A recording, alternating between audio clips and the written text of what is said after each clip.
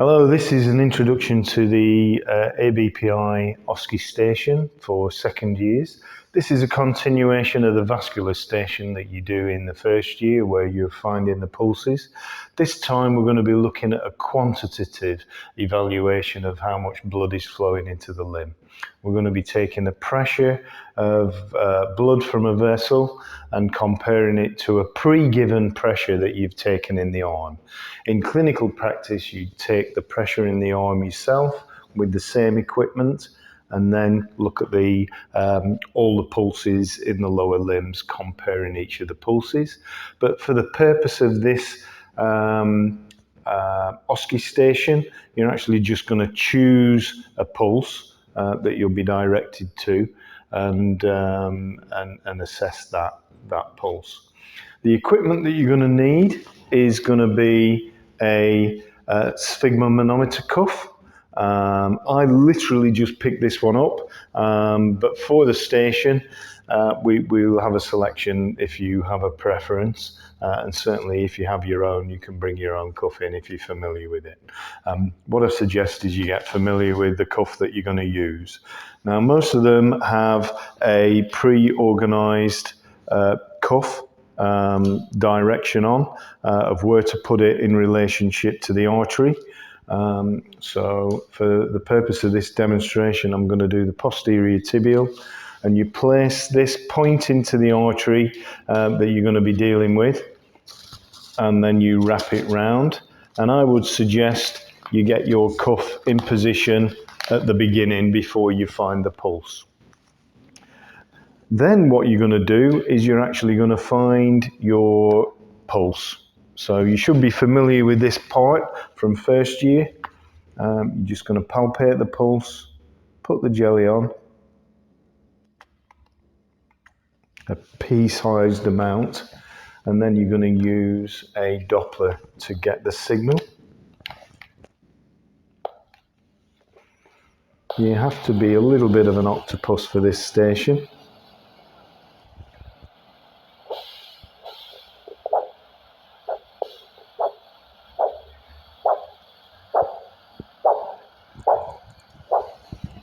So it's actually getting the best signal that you possibly can before you start inflating the pulse. That's a nice sound now.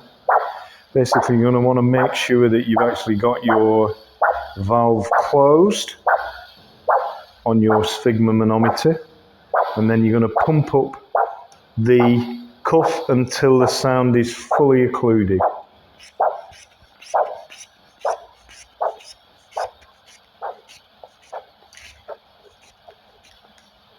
Once the sound's gone, you're going to release the cuff slowly until the sound re-emerges.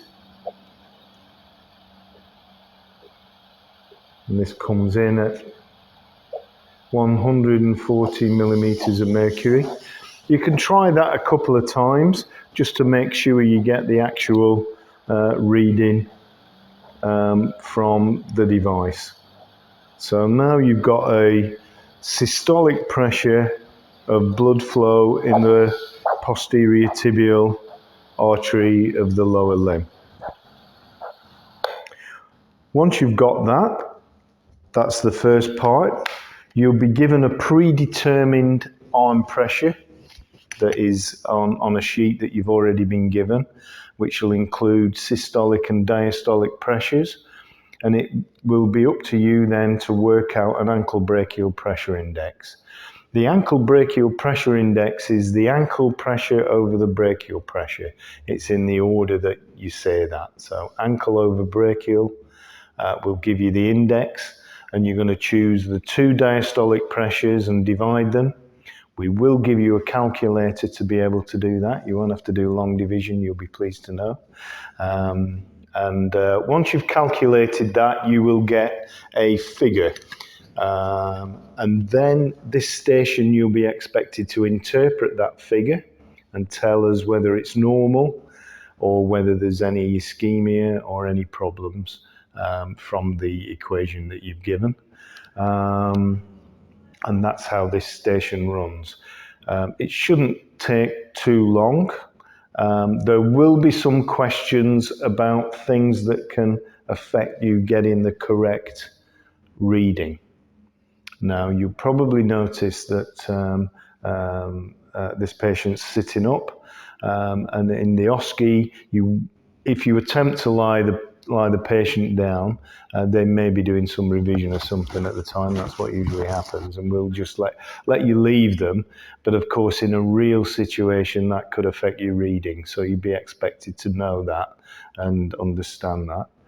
Things that can also affect a good and normal Doppler reading are going to be things like the patient hasn't rested for 20 minutes adequately, and you wouldn't know that for your OSCE.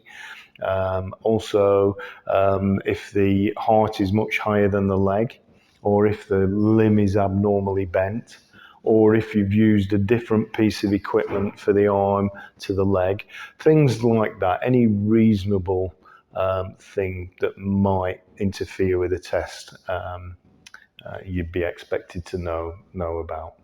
Normal readings, the normal range is going to be from 0.9 to 1.3, although there are some different textbook answers, and if you give a reasonable range, that's going to be fine. So anything between 0.9 and 1.3 is a normal. Anything lower than 0.9 is going to be ischemia. Anything lower than 0.5 is going to be critical ischemia.